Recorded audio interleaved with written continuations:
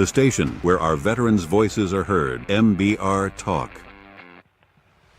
Hey, thanks for tuning in. Welcome, Quack. Program are those of the speakers and do not necessarily reflect the views or positions of any entities they represent.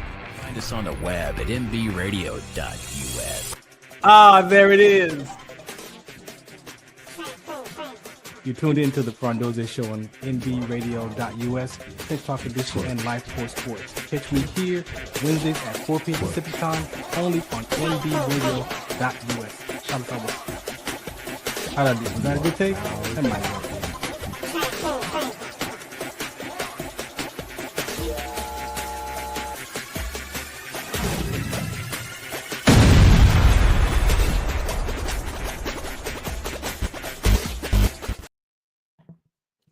All right, welcome to another episode of the Farron Dozier Show right here on MB Radio, the station that's giving veterans a voice. I happen to be one of those veterans.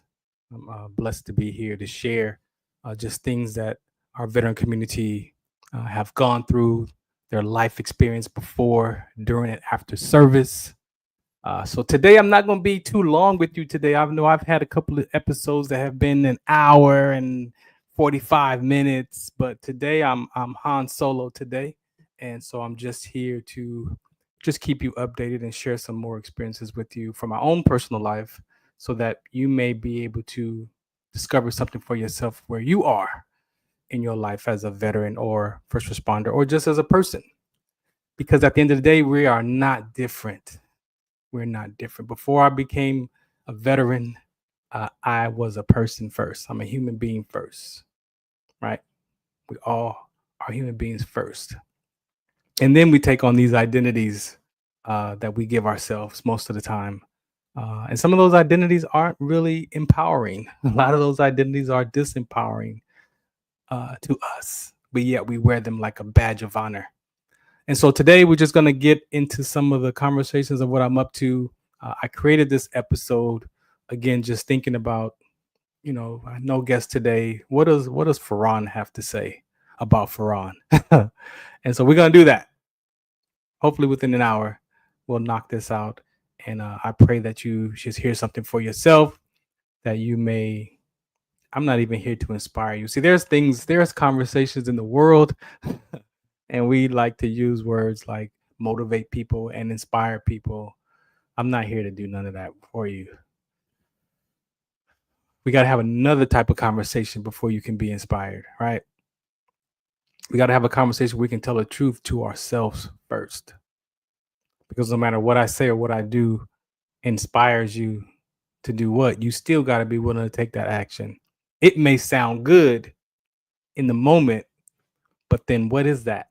What is that gets in the way that when we get inspired by something that we hear, and we're like, yeah, we should take it on.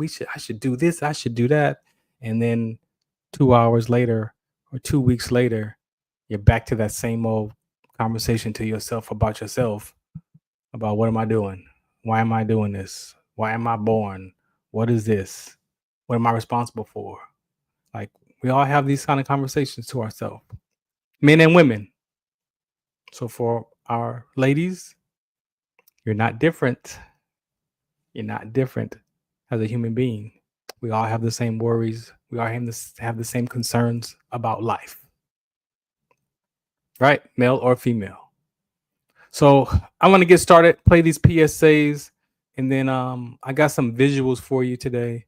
And then we'll just kind of go through some of the things that I'm up to. It will be pertaining to the title of one of my identities that I have been resisting for a while. And I've begun to accept that identity because I know that these conversations are important, and I get to create this conversation of how I want. It doesn't have to look like anybody else's talks. It doesn't have to be about how everybody else talks. This is about how Farron delivers his messages and how Farron would like to share his messages for those that are willing. Got to be willing, right? You got to be willing to listen and apply the conversation to your life. And those of you that don't, then you don't. But at least you've heard something, and maybe that seed is planted where you get to one day examine your behavior or examine your tone or discover your purpose. Yes, those are some of the seeds that we have inside of us. We have the fruit seed, the flower seeds, and the tree seeds. Each one of those, for myself, I discovered, plays a different role of who Farron is when Farron shows up. My behavior, my character, my tone, my voice, and then my purpose, my passions, my gifts. All that is protected by my character, right? So let's get right to it. This is Comigo. Shouts out to Comigo. I appreciate them for being a sponsor, an advertiser on the Farron Dozier show on MB radio. And this carries over actually from KCA radio, right? It is about our veterans. But again, sometimes we don't realize how we breathe could be enough to start to calm ourselves down.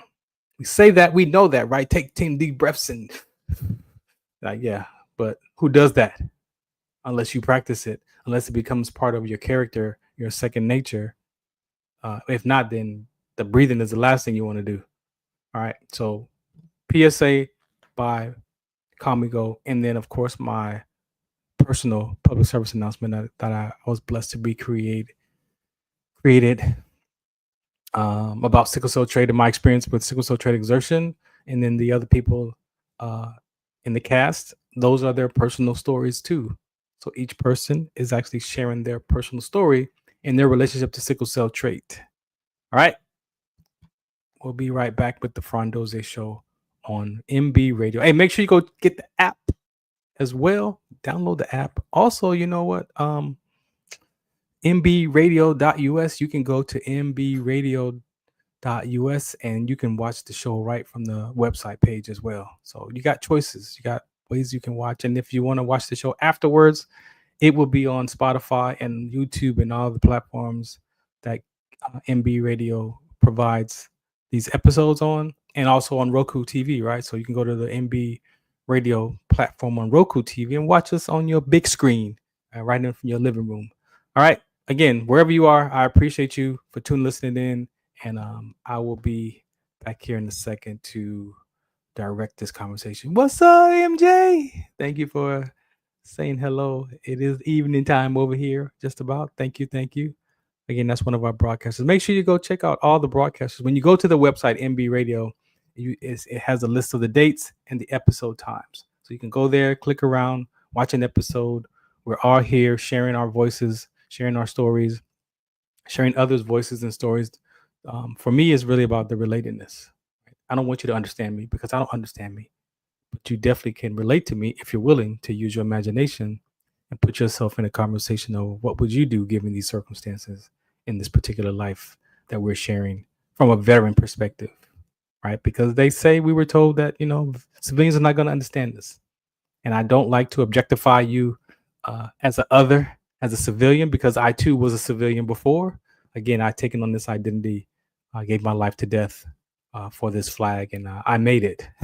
So now I got to figure out my what's next, right? Because if you give your life to death and you don't die and you live, then that means you got some more work to do, right? So I can either be stuck in the past or I could create what God has for me next. And here we are in front of you today. Again, shouts out to my brothers and sisters who paid the ultimate price. And we are here to keep their lives alive in our conversations and share their stories and our stories combined. And again, hopefully you realize that you're not different from us. That is one of the main things that I want to disappear. I won't say we. I want to disappear is that identity of where we label one another and disconnect from each other because of the labels. You don't believe me? Check it out. We do it all the time. We objectify one another it's a survival skill, right? Like we need to be able to do that. But when you do that up against another human being is where it gets a little bit touchy, right? So there are things, yes, we have to objectify and label to, understand and get through this life with, but it's the moment that we objectify another human being is where that, my friend, gets the waters muddy, if I could say it that way. And so we start talking to each other based off of the labels that we've been taught from our environment, right? So if your environment teaches you to talk about a Black person with a particular context or a label, then that's how you reference Black people. If you reference Latin people in the context of what your environment taught you about Latin people, then you're going to objectify that person and label them and talk to them as such. Or if you focus on what the world has to say about people, then you talk to people in the context of what the world has to say, which is such a limiting conversation. It's such a limiting context because human beings, we can change, we can grow, we can develop, we can heal our mindsets and change our ways. We are not chairs, we are not tables. We are human beings, and we have a malleable brain that can grow and learn and develop. And if you think you know Farron, you don't know me at all, because I don't know me, right? And so that's the freedom. The freedom is to have a space where you can come and talk and share and be about your life and talk about the things that matter to you without being judged, without slander, without being embarrassed, without being ashamed, because those are some of the conversations we're going to have today. And my experiences around shame and embarrassment and disappointment that really I was responsible for. I could blame it on other people. I could blame it on other situations. But at the end of the day, Farron was the common denominator in all of my life's choices and decisions. And at some point, I had to not blame my past or myself. We're going to get there. All right. So PSA coming up right here. MJ, that put up MJ. What's up? Good evening. That's my peoples. All right. That means your purpose is awakening. Exactly. We want to awaken your purpose. Some people just don't feel fulfilled in life. I know. I've been there. I know what that feels like. I know what it tastes like. I know what the body sensations feel like when you don't feel like you have a purpose or you feel lost or stuck. It's a description, but we all feel some version of that. All right. I'm done talking because I got to play this PSA and then we'll come back right here. The Farron Dozier Show on MB Radio. Make sure you check me out at farrond.com for more information. Matter of fact, that's the site we're going to be talking from after this break. Some of us still carry the burden of battle. It threatens to drown us in our everyday lives. In battle, we had our weapons and combat gear to keep us safe, to keep us confident. But when we returned home, we were not armed with weapons and gear to cope with our own minds. I was lucky to find my combat gear, my mental weapon, and it's called Calmago. Calmago is a drug-free device that allows you to achieve calm in less than 3 minutes in moments of anxiety, stress, anger, panic, or insomnia, not with medication, but rather by activating the parasympathetic nervous system through breathing regulation and multisensory stimulation. A recent study has shown that Calmago decreases PTSD and anxiety levels in veterans, helping those who are suffering and having a long-lasting effect. Visit Calmago.com to learn how you can get Calmago through the VA or with a special veterans discount code.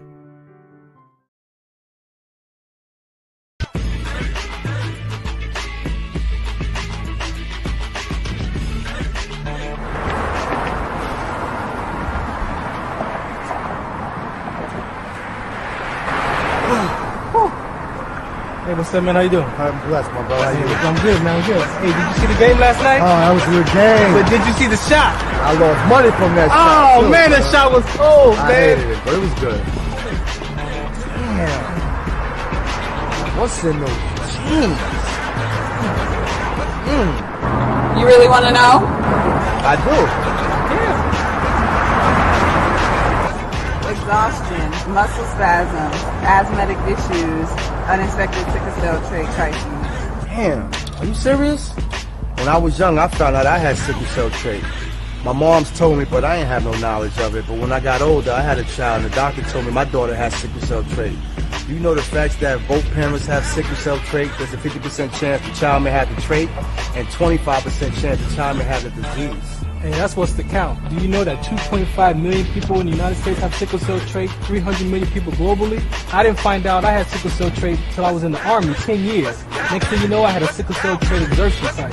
Sickle cell? I thought that was a black gene or something. Nah, man, the Latin community is number 2. 1 out of 36,000 babies are being born with sickle cell disease. You could be Caucasian, Mediterranean, European. You gotta know your bloodline, man. There is an inherited gene in our community that has been forgotten. The name is sickle cell trait. WDCONSCT, also known as What's the Count, is out to bring awareness, education, and prevention to people all over the globe. Want more information?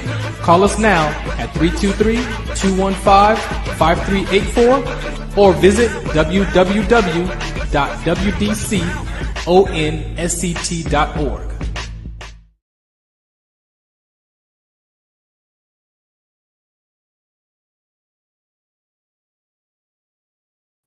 All right, welcome back to this episode of the Farron Dozier Show. We're talking about reconciliation and self-forgiveness. That is something that is near and dear and important to me from my experiences of what I've been through. And that was the path. Ultimately, if you look back at the root of where this all started from or where it all began, and you got to put it in a context of, the journey of it. There is the journey, and biblically it's reconciliation, and there's conversations about what reconciliation looks like, and then it's, for me, my part of that was the reconciliation of my own self-forgiveness, to forgive myself, right? Because you're supposed to, you got to love God with all your heart, your soul, your mind, your body, right? And then the second commandment that's connected to the first is you got to love yourself. So you got to love God and you got to love yourself, not your neighbor first. You got to love God first and then you second. Then that love allows you to love your neighbor with the same measure that you love yourself. And so a lot of times I found myself looking back, I can articulate to you how many times I caught myself pretending that I was okay, that I wasn't okay. Pretending that everything was fine when really it wasn't fine. There was a whole lot of other things going on about life. And I did not have any clue or insight that I could challenge the thoughts of my mind. I believed that everything that I thought was the truth because that's what my mind told me. And then I behaved as such. And yes, a lot of damage control in the last 15 years. But the self-forgiveness and acknowledging it has allowed me to, manage that and be responsible for my behavior, for my character flaws. But you got to be willing to look at those, right? A lot of people don't even want to look at their own character. We want to blame other people. So this conversation is not about blame. You may hear the different pieces of the journey that I've gone through to get to be in front of you today, to have this conversation and articulate it and share with you just some of the stories of where I've been and what I've been through. So I want to start with, like I said, let's give this thing some context. So the context of this conversation is Farron's story, my journey, life before, during, and after service, and the life before service. That takes us back all the way to as far as one can remember. I challenge you to go back and see how far do your memories go. When you think about your childhood and growing up in your environment, like what are those memories that are right there that you were, oh yeah, I remember that. Oh, I remember being 2 years old. It's funny that my mentor, Caldwell, remembers being born coming out of his mother's womb. He remembers seeing his mother cut the umbilical cord and saying to himself, don't cut me loose, because he wanted to be connected to his mother. Now, how does one have such a vivid memory about that? Maybe because that's part of his testimony, his journey, that he could be present to seeing himself and his mother cut the umbilical cord. That's his story. Mine goes back to 2 years old. I could take it back to 2. And the context for these conversations as I take this journey back with you is reconciliation and self-forgiveness. I went through a lot of these stories. They were vivid stories in my mind. They were pivotal. Some of these were core decisions that I made. And a lot of these decisions that I made altered my experience of myself and of life and became this defense mechanism and protective, experience of what the brain is created to do. That's what the brain is designed to do: keep us safe, keep us alive, and protect us. But sometimes that brain protects us to the point where it also hurts our experience of ourself. That spirit needs to be fed just like your soul needs to be fed. Right? If you believe that you're a spirit, not everybody has that same belief. So I'm going to bring up my website. This is, every time you hear me say, or you might see it on the social media, or you might see it in these shows, the FarronD.com website. I just made that short FarronD for my name. And on that website, I put a lot of the stuff that I'm up to. So it has somewhere to land. That's all. A lot of tabs. But I've cleaned it up as much as I could. So I want to share with you that website. And on that website, shouts out to Jessica. You can catch me on Beyond 2D on every second and fourth Tuesday. That's a great show that we talk about all the different topics in at least up to 4 episodes. She breaks those down into 4 episodes. We just have taken on choices and decisions. And we got one more episode of that. And I just realized that today we got one more episode of boundaries. So those are the next 2 episodes before we go into this next phase of conversations that we're scheduling. So yeah, so this is the FarronD.com. You see that SDEMG. That is something I want to have a company. If I create a business, that is the logo that I was working on. Looking for a brand that would cover everything that I want to talk about outside of my nonprofit work, right? So you want to have a for-profit business, you got to be able to separate the two from the nonprofit and the for-profit. So if I ever decide to use that, it is the Smith Dozier Entertainment Media Group. It covers some DNA talks, the Rhabdo talk. It covers my radio show talks, and it covers some of the videography stuff that I do. That's what that's going to be used for. And so she made this for me. I appreciate it. Breaks down all the different aspects of my life. They're speaking at church, the Revolution Radio show right there. That show is on hold right now, but those are the things that I do that she put in a video for me. Now I know how to do that, but I have recently discovered, in my grief, I lost some creativity, and so she helped me out with making that. I'm very grateful. So that's on the website. That's what you'll see when you go there, pop up. Across the top, of course, you will see the different tabs that I have listed that's most important right now. The home tab, which is this tab here, which just gives you just the basics of what I'm up to in the community. The Statesman, I like that Statesman title because I care about the next generation. I care about the youth and the children, and this is what reconciliation and self-forgiveness is about. Restoring relationships between that child and that parent has been my journey, and we'll talk about that in a second. But things I'm up to in the community, you could look at that and see right there. For the Love of Dogs, the Inland Empire Hounds, we are preparing for our season. That company is owned by EQ Athletics, and I am grateful to be a partner in this program. And so we are launching the Inland Empire Hounds in 2025, 2026 this year. And that's the campaign for the love of dogs. Shouts out to my dog, Daisy, that I had to put down in 2022. So this is my opportunity now, finally, to deal with that grief, to deal with those emotions around the loss of my dog. And I'm ready to take it on. And as I've been in the community sharing with people, even yesterday, I didn't realize that so many people have had to go through that same experience of putting down their dog, or the dog passing away, or whatever that experience is for that person, at the loss of that animal, that pet, that dog. People have a lot of experiences and stories And we want to be the platform that shares that in the San Bernardino County along with us on the Hounds, which is our mascot, a dog as a hound. And yeah, so that's what one of the main things I'm up to. If I had to tell you if there's anything that I'm worried about in the world right now, is that right there. I don't have any other worries or concerns about life except for making sure that this season gets off the ground.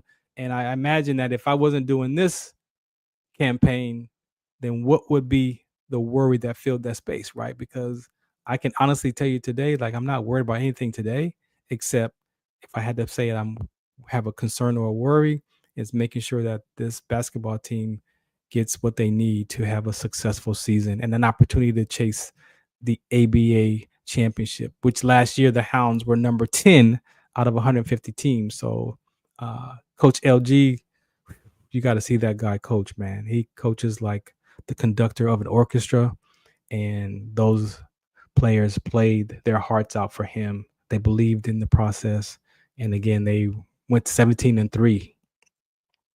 17-3. When we picked them up, they were only had lost 2 games, and they were like 12-2. Right, so we had an opportunity to experience some of those wins, and then that last loss before the division championship.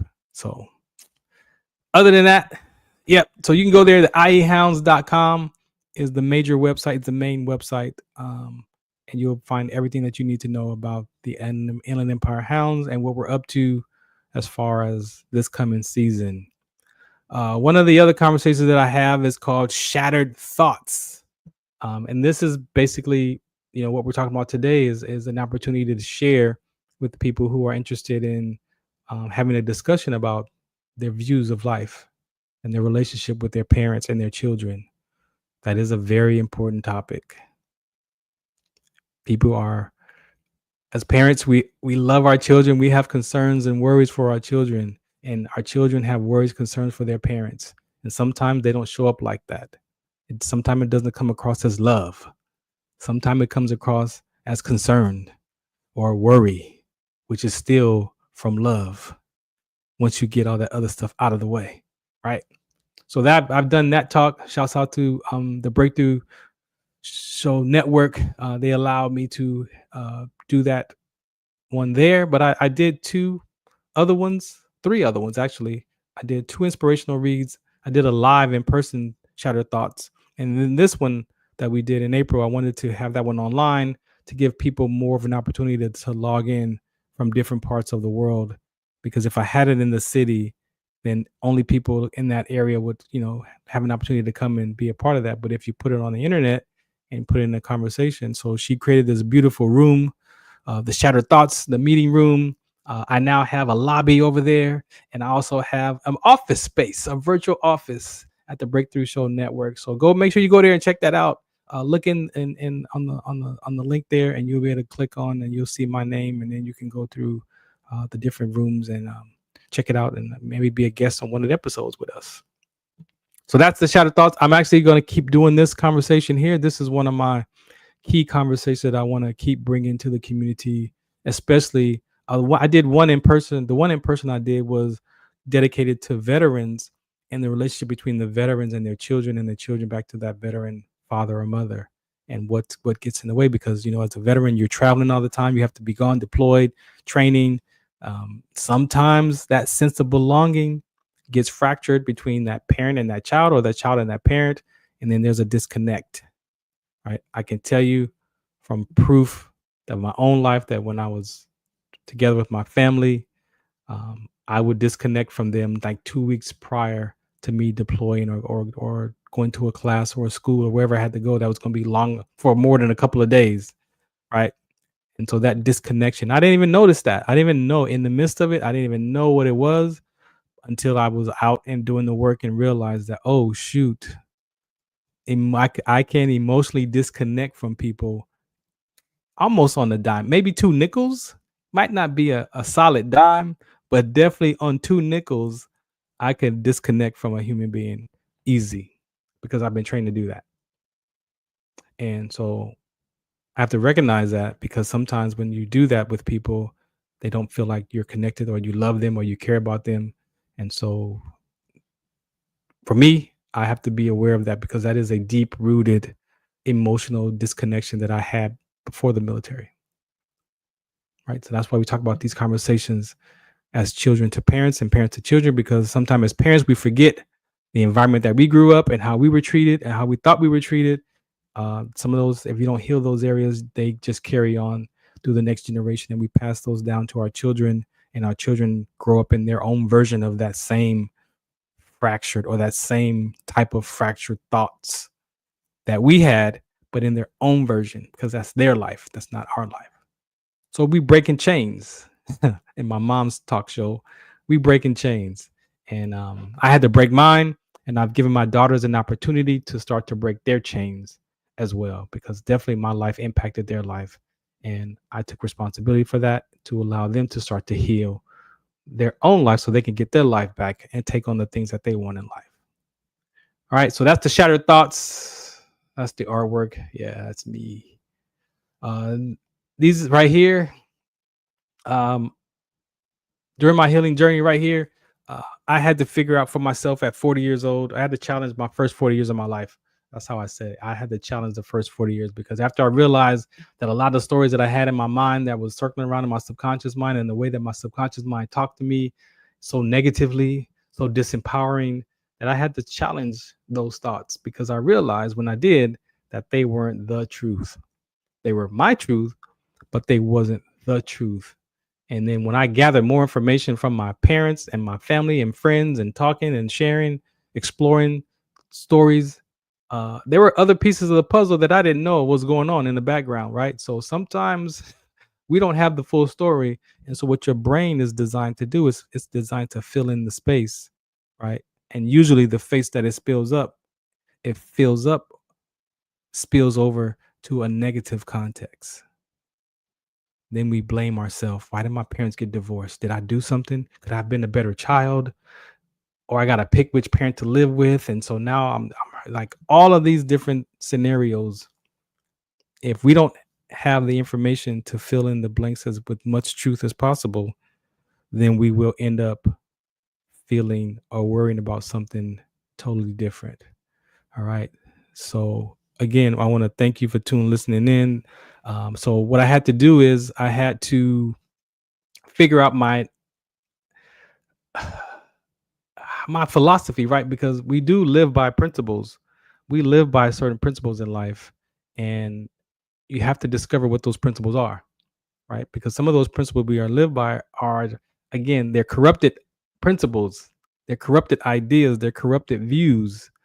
And so I had to go back at 40 years old to figure out what was Farron, what do I really believe in? Like, I had to challenge my beliefs. I had to start all over from scratch, because I just realized that I had a lot of information that just was not helping me in who I said I was in that moment today. And so by having the opportunity to do that in an environment that I learned, this education that I have to trust. So you got to find something that you trust in, right? So that's the first step. You got to be willing to do the work, and you got to find the stuff that the education, the curriculum, and the beliefs that you're going to, challenge up against your old stuff with some new stuff. There are different philosophies and beliefs out there, and religions and relationships with whatever that is, and you get to pick. So I had to figure out what my new philosophy was, what my new ideology was, and my theology was. That's what I had to figure out. But before I do that, I'm going to play a PSA, because I need to take this phone call real quick. So I'm going to play a public service announcement with you, and I'm going to come back and get right back in this episode right here on the Farron Dozier Show. Shout us out, what's the count? Zetovia salve, made from natural and organic ingredients, good for inflammation, poor circulation, hemorrhoids, yeast infection, lip sores, dry coughs, eye pain, minor cuts and bruises, and ready to purchase at botanicaherbalco.com. botanicaherbalco.com. botanicaherbalco.com. Do you remember studying sickle cell in biology class? What's the Count on Sickle Cell Trait Prevention is here to bring you awareness, education, and prevention conversations around the risk factors of this inherited gene. Visit wdconsct.org.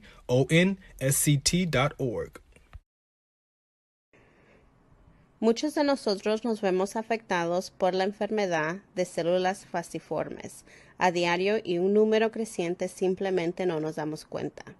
Los impactos de esta enfermedad afectan a todas las personas y en especialmente a las personas de color y con antecedentes diversos. Estar en servicio conmigo y con los demás a medida que creamos una mayor conciencia sobre cómo identificar y dirigir el tratamiento de los rasgos de células falciformes y ayudar a las familias a saber cómo superar el trastorno de células falciformes. Do you remember studying sickle cell in biology class? What's the Count on Sickle Cell Trait Prevention is here to bring you awareness, education, and prevention conversations around the risk factors of this inherited gene. Visit wdconsct.org. See, when you have the ability to take a phone call from your child, you know, I had to make sure she's okay. Shouts out to Deja. All right. So as I'm sharing with this part right here, I had to challenge the first 40 years of my life. The space that I was in, life was over. When you're at the space of hopelessness and despair and disappointment and self-loathing, and the words come out of your mouth are something like mine was, why bother? Like, why am I here? Why bother? I'm nobody cares if I'm here or not. That's the space where the suicide ideations and the self-destruction conversations begin to settle. Hopelessness, disappointment, despair, self-loathing. What came out of my mouth was, why bother? And I had a few episodes of why bother. But in that personal development education that I got into, that I learned that I could have confidence in and trust in that philosophy, I discovered some things about myself that I was like, oh, okay, cool. Well, if I made those stories up and it's empty and meaningless, Ecclesiastics in the Bible talks about that.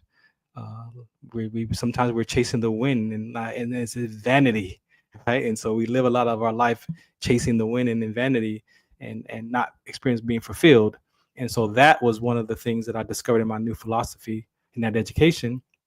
And so one of the things I heard there, they said that a plane in autopilot self-corrects. It's never on course. Live life like the auto-correcting system. I don't know who made that up, but I know that's where I heard it in that education, that was a share. And so when I looked at my own life with that, I'm like, okay, what does that look like? Oh, that looks like if a plane is in autopilot, self-corrects, that means that there is a program, a software that is inside of that plane's computer, that when that pilot puts that plane in autopilot, it's never on course. So every time that plane is drifting off, there's a software that corrects it. It auto corrects the plane to keep it in the direction that is it's programmed or designated to travel in. What kind of software is that? Right? And that was my education that I took, the personal development education. For me, that's landmark. Right. And so I've been in that education for 15 years. That study of the being of human beings showed me how important our human experience is. Yes, a lot of times after those disappointments and those upsets and those hurts and those shames, that we don't want to feel no more emotions. We don't want to experience no more of those pains. And we tell ourselves that. But the problem is, you don't file that pain in the back in the past. You file that pain in that fracture in the future. So now you're living into that future of that pain again, trying to avoid it, but you're always focused on it because you're trying not to experience it. Do you see that? Did you catch that? We don't file those fractures in our past. We file them in the future. And so if I file that hurt in the future, I'm always living to avoid feeling that hurt again. And that's why we walk around mentally exhausted for some, or a lack of energy, or your vitality, or your vibe. So now you got to get a vibe to try to feel like you're alive from a vibe. No. What is your experience of life? We're human beings, not human doings. So that was the philosophy that I had to get, and it works. I trust it. I believe it. It works. It's not going to save my soul, but it definitely softened my heart. It definitely opened up my subconscious mind to challenge itself with those thoughts and those behaviors, and to see that, oh, maybe I found some information in my subconscious mind that's corrupted and it's not the truth. That's transformation. When you experience that and you're able to let that go and create another way, another pattern to live from, yeah, that's power. That's freedom. That's self-expression. That's peace of mind. And so as I did that one got me good. I was cool, chilling. And then I went and I saw my ideology. I don't know why I'm having a hard time saying that one today. My ideology. I didn't do my voice exercise, my mouth exercises today. But my ideology I had to discover, because that education philosophy only deals with the experience of being human. What do you do with those thoughts, right? Those thoughts can pop up in a moment, and you can think a thought and think that thought is for real. And then your body can feel it, and you can feel that thought in your body, right? And then now you are behaving in life from a thought that is not even happening today, from a thought from the past, because we didn't follow that thought in the past. We followed that thought in the future. So it's always going to remind us to think about this to avoid that experience of our philosophy, right? So the thoughts are there. So then I had to figure out how do I get a hold of these thoughts? I learned to just be with them and recognize them, and I don't have to become my thoughts. So I learned I have feelings and emotions, and I don't have to become them. Oh, I have to become how I feel? No. I don't have to become my emotions? No. You mean I don't have to get frustrated with anybody? No. I don't have to feel disrespected by anybody? No. I don't have to blame anybody? No. No. Nobody can make you do anything that you don't already feel about yourself. So the cognitive behavior, the CBT, shouts out to the VA. That's where I got that education. The cognitive behavior classes. I was able to take a lot of these stories from the life of a series and put in that curriculum and unravel some of those thoughts, and realizing that those thoughts were not current thoughts. They were thoughts from the past. They were thoughts that were corrupted thoughts. They were thoughts that were trying to keep me safe, that just didn't work for me today, of who I wanted to be. There were thoughts of a child. There were 2-year-old thoughts. There were 5-year-old thoughts. There were 6-year-old thoughts. There were 14-year-old thoughts. They were 22-year-old thoughts. All the different ages that we cycle through, we hang on to some of those thoughts because they guide us, supposedly. So then that ideology became the CBT. I trust that. I put my life in there. And a lot of my stories that I wrote in my inspirational reads were exaggerated stories. That's why they're stories, because they're exaggerated. They weren't the truth about Farron life experience. And so I heard this phrase. In baseball, the umpire calls that pitch a ball or strike. No matter what the coach or the pitcher or the fans have to say, the fans say that pitch was, it doesn't mean anything until the umpire calls it. So again, in baseball, think about baseball. You got the pitcher, the catcher, and the umpire. The umpire calls that pitch a ball or strike. No matter what the coach or the pitcher or the fans say that pitch was, it doesn't mean anything until the umpire calls it. And I got that. I equate that to my cognitive behavior. So life doesn't mean anything until I give it meaning. Now, people can tell you what it means or what it should mean, and you can thank them, and you can look in your life and be like, okay, let me take a look if I want to make it mean that. Okay, no, I don't want to make it mean that, because you get to be the umpire of your life. And that's difficult, because sometimes we've given our own life meaning about ourselves that is disempowering, and it's a negative context. And so how do you talk to yourself? How do you think about yourself? That's your ideology. You might have to go find some new thoughts. You might have to go deal with those old thoughts and unravel them so you can be free from those old thoughts. So when they show up, because they may still show up, But when they show up and you put them in that curriculum and you dissect them and you challenge that thought, you realize that, oh, that's a thought from the past. That's an exaggerated thought. That's a habitual thought. I've been having that thought since I was 12 years old. That thought it does not work at 55. That was a 12-year-old thought. When you have that ability to have those tools, you see how the heart softens? Your subconscious mind gets to soften because you are now feeding it more information, more knowledge, more different understanding, and you get a chance to challenge those old thoughts. Shouts out to Terry. You get to challenge those old thoughts. So for me, I live in three categories: philosophy, ideology, and then my theology. My theology, that's the one that saves my soul. That's the one that's for my eternal life. And it also just verifies of who I get to be as a person, right? And so, yes, we grew up in different environments of religious and religions and all these conversations about God and Christ, and it ain't no J. There wasn't no J back in the day, and they rewrote the Bible and they changed it so they use it against us as blacks to control us. I mean, there's so much stuff about the word of God, and none of it's wrong, because I'm not even here to tell you what's wrong. Your truth will set you free. And then those that are free by the Son is free indeed. So you got to find your truth. So I had to go back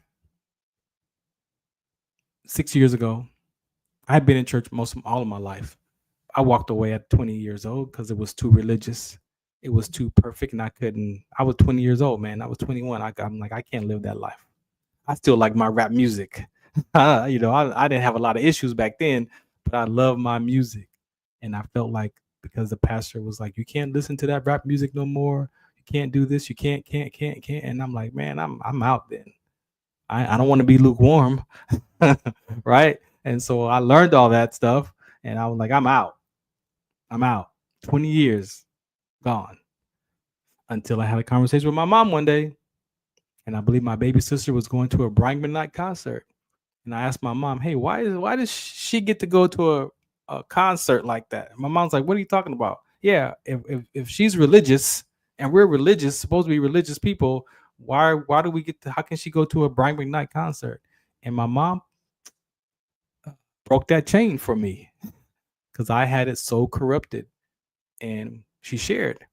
And I understood that if I don't want that rap music in my life, if I don't want that music in my life anymore, then I go to God and I ask him to take it away from me. And as I pray and do the work around following him and believing in him, guess what happens? Those desires go away. And I also learned that, yeah, you can't control. If I go into the grocery store and they're playing a rap song, I got to leave the store? No. So then you learn that you can sanctify that music. So the more that I got into the word and understood and applied the word to my own life, guess what happened? A lot of that stuff started to diminish. And so I can listen to that music because that is a soundtrack to my life. And the music is attached to us. You can't run from it. But I do understand why some people have to cut it loose. Sometimes you got to go cold turkey with some of this stuff because it affects you. But I was able to transform my relationship to that music and sanctify it with the word of God and follow it up with what God has to say about that music. So I then understood the music. I understood what was going on. I know music is powerful and it is controlling, and it does mess with our emotions and our soul. It does. But I added my relationship with Christ. And so now I balance that out. And so the more I get in the word, the more it diminishes. And then I use it for my shows because it's a connector to people. Sometimes you got to meet people where they are. And it might be a song that connects you to that person. And then they tell you what that song means to them and how they could be stuck or suffering or depressed or hurt because of a song that reminds them of a loved one. I'm so glad that I was so free from the resentment and regrets of my dad's passing, because I couldn't even listen to the radio if I had any resentment or regrets with my dad. I would probably have to find a whole nother genre of music. I would be suffering. So sometimes even the resentment or the regrets or the feelings and emotions that we have connected to the music brings us down. So once I got into my theology, then I understood better of who Farron gets to be in Christ. And then so I'm not religious. I don't talk about religion. It is a relationship, and you've got to establish your own relationship. So I had to get a new philosophy, a new ideology, and a new theology. And all those seeds that my grandmother and my grandfather and my mom and dad had talked to me about and people shared, guess what? I went back to those seeds and I started to water them with the Holy Spirit, with the word. And I've grown tremendously in the last 6 years of my relationship with Christ. Those kingdom principles. And so this is a phrase that I heard around the theology. As much as we are told we are social beings in the human experience, the Spirit has an additional conversation about this walk that can be alone from man, but present with God.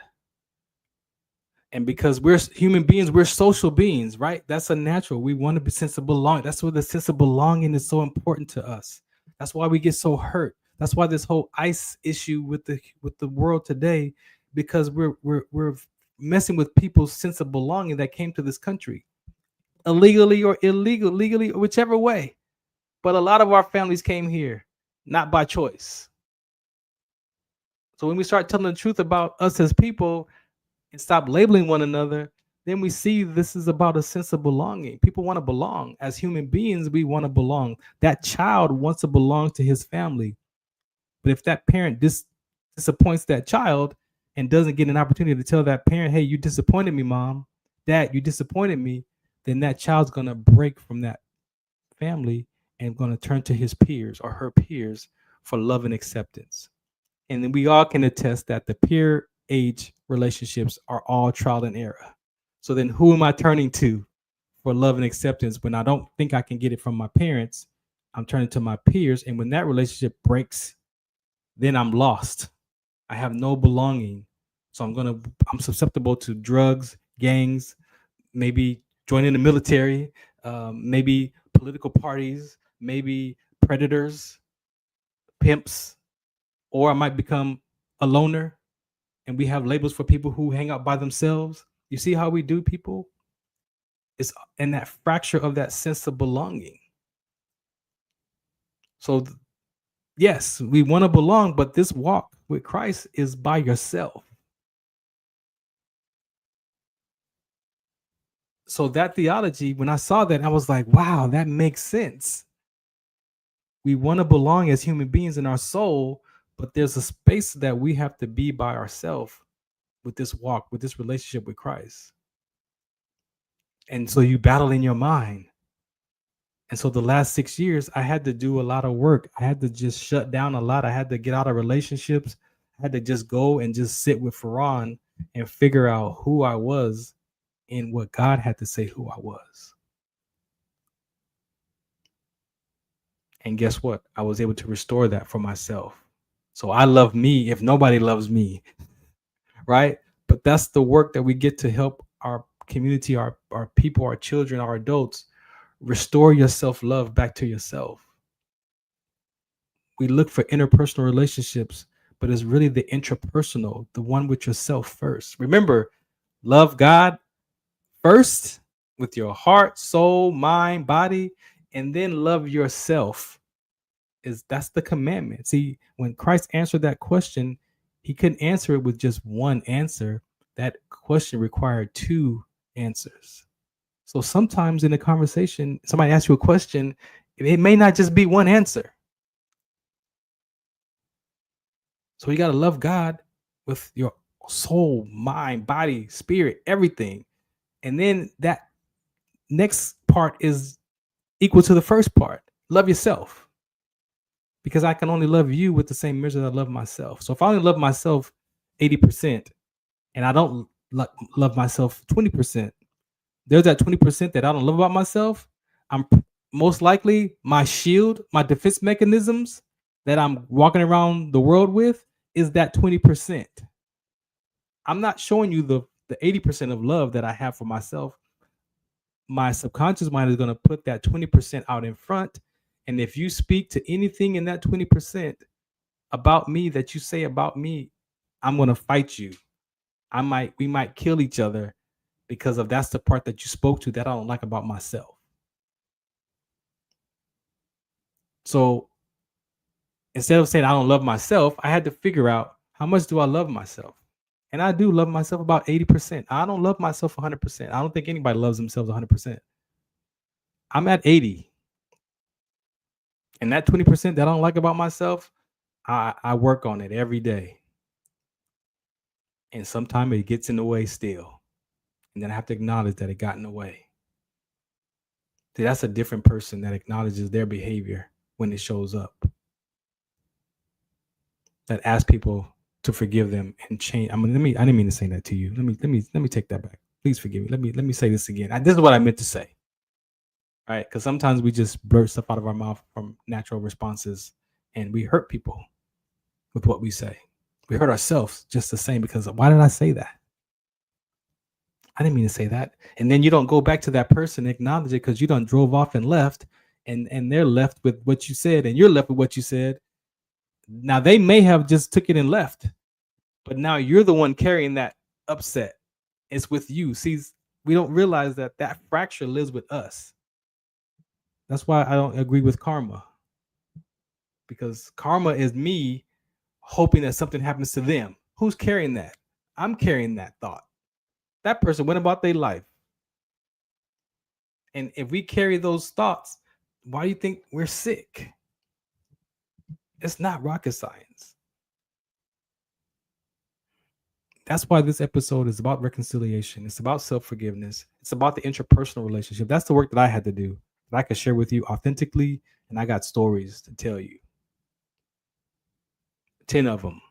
But this is the basic that I had to get through before I could get to this point of, do I even want to be an author? Do I want to write I don't want to write no book. I didn't want to write a book, but I knew that there was something that I wanted to share.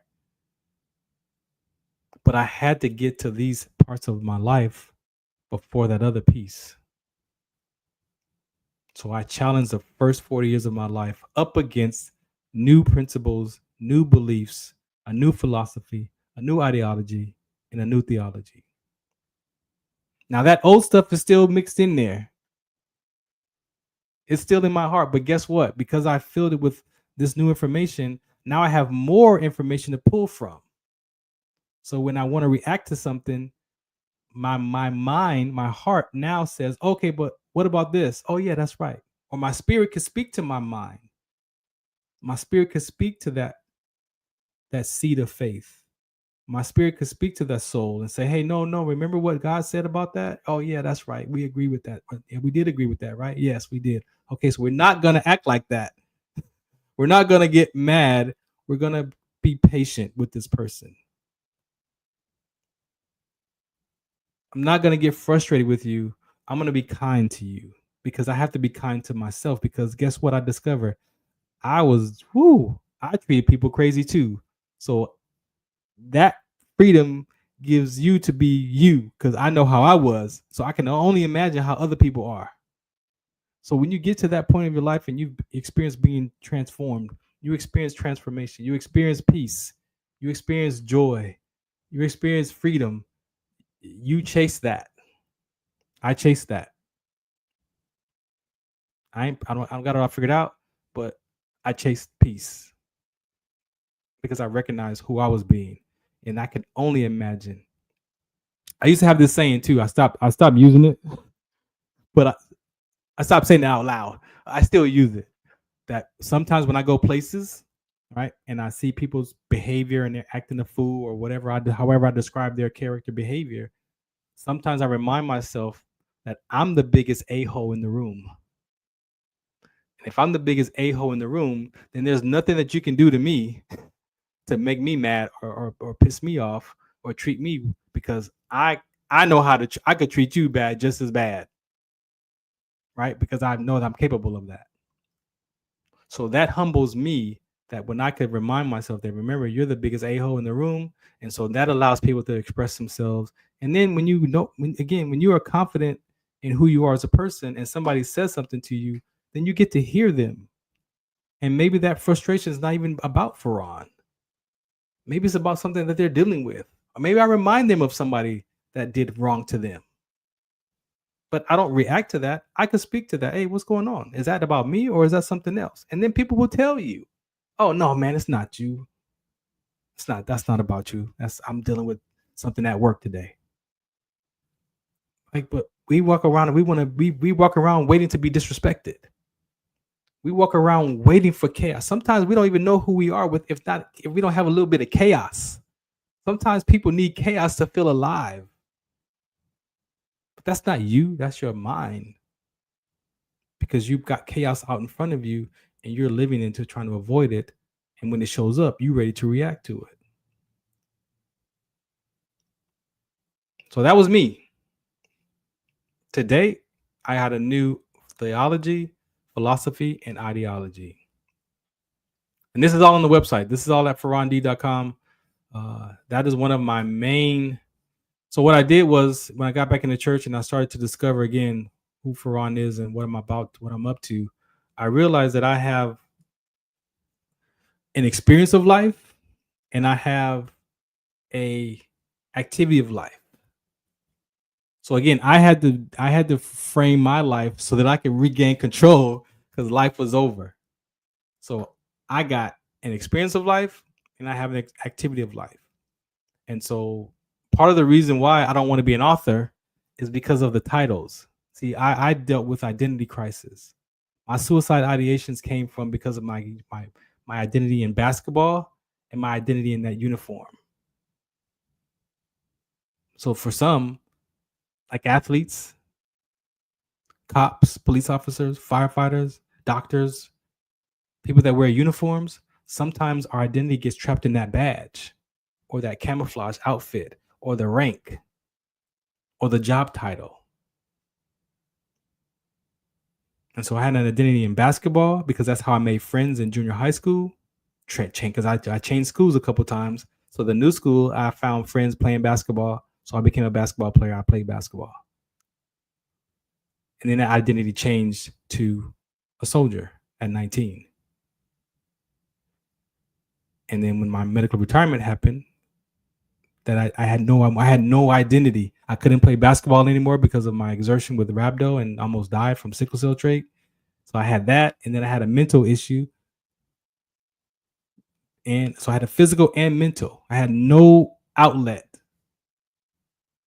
Couldn't exercise anymore. That's why I got out of the service.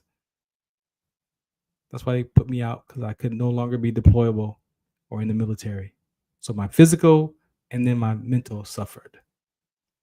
And again, hopelessness, disappointment, despair, self-loathing. Why bother? So I had to do the work around that. That's the point. And so now today, I'm cool. You know, thoughts are there. I don't have to grab those thoughts, and I can grab them and take a look at them. And that takes nanoseconds. Do you understand that? Your brain is like a supercomputer. It's powerful. You can grab that thought and okay, that's not a real thought. That's an exaggerated thought. Okay, that's not today. Okay, cool. Who am I going to be right now? And so the activity of life is my sickle cell trait. Is me being this radio broadcaster, being on the air with you right now. That's my activity of life. That's my activity. Who I get to be when I show up. A broadcaster, a dad, a grandfather, an uncle. Those are the labels.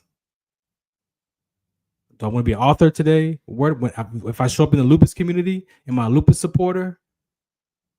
Am I talking with the children? Am I a child today in the mindset of a child so that I can connect with these children? Like, those are identities. And we could pretend. But those are identities. And I don't want another identity. That's my problem. I don't want another. My rank, Sergeant First Class, that's my identity. That's my title. I'm not a Mr. I don't write anything as Mr. Farron. I'm a sergeant first class. I earned that rank. Not everybody in the world can earn that rank. So yes, there is a sense of pride. There is a label there. Yes. Yes. Yes. I'm a sergeant first class. I'm not a mister. There's misters in the military, officers. That's my environment. So I'm a sergeant first class. So that identity I had to re-embrace. I had to re-embrace that identity as a soldier because I was trying to get rid of it. I tried to let it go. It is ingrained. 24 years, it's ingrained. It ain't going nowhere. So I own it. I accept it. I embrace it. And if it gets out of hand, I take responsibility for it. And I own the impact of it on myself and other people. But to become an author, I just really wasn't into it. Just not really into being an author. So that got in the way of me even writing these inspirational reads because I wanted to write them. I wanted to produce them. I know they're important. I know I want to share them. But there was a part of me that was like, well, how can I do it without being labeled as an author? But then hear what I said. How can I do it? The question is, who do I get to be about being an author? See what I'm saying? It's not what I do. It's who I get to be. So that's the experience. I have to check the experience of myself about being an author. And my experience of being an author is not a good experience because it's a title. And the way that my perception of authors is, oh, go buy my book. And on page 25, it'll tell you that I wrote about blah, blah, blah. Like, that's not me. Yes, I have printed ones. That's not me. I don't want to be that guy. I don't want to be promoting my book. Oh yeah. And then my book I wrote, no. I'll go to chapter 25 and you'll see that I don't, that's not even natural for me. That's not even realistic. So I have to figure out who I want to be about these inspirational reads. And that has been my journey to the point where I've written 3 so far. Right? And so now I'm embracing the fact that, okay, maybe I may not be an author. Maybe I want to be a storyteller. Like what title do I want to give it that empowers me that I don't feel like it's a label? It's something that I get to choose to be with it. And maybe it's a storyteller. I don't know. I don't have a label for it. All I know is that I've written these inspirational reads, the life of a series, and these are the testimonies that I discovered the last 15 years that no wonder Satan attacked me as a child, because these are the conversations that I get to share at church. These are my trials and tribulations that I was attacked with as a child. That no wonder Satan was trying to take me out, because he didn't want me to deliver this message that God gave me in my mother's womb. So when you understand that for yourself, then now your life shifts, right? So I've written the life of a 2-year-old, the life of a 5-year-old, and the life of an 8-year-old. I'm working on the life of a 6-year-old right now. That one's pretty much done. I don't have any. I'm trying to get some pictures from the 6-year-old era. I don't really have that many pictures. So that might only be like 5 pages. The reads are no more than like 10, 11 pages right now. So the life of an 11-year-old is coming up. I got that one. The life of the 14-year-old, the 23-year-old, the 36-year-old.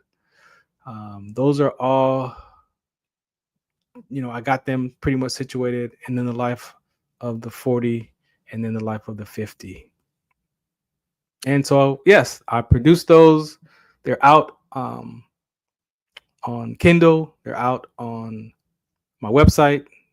And iOS or Windows, they're flip books. I got PDFs. I've been blessed to take that leap, right?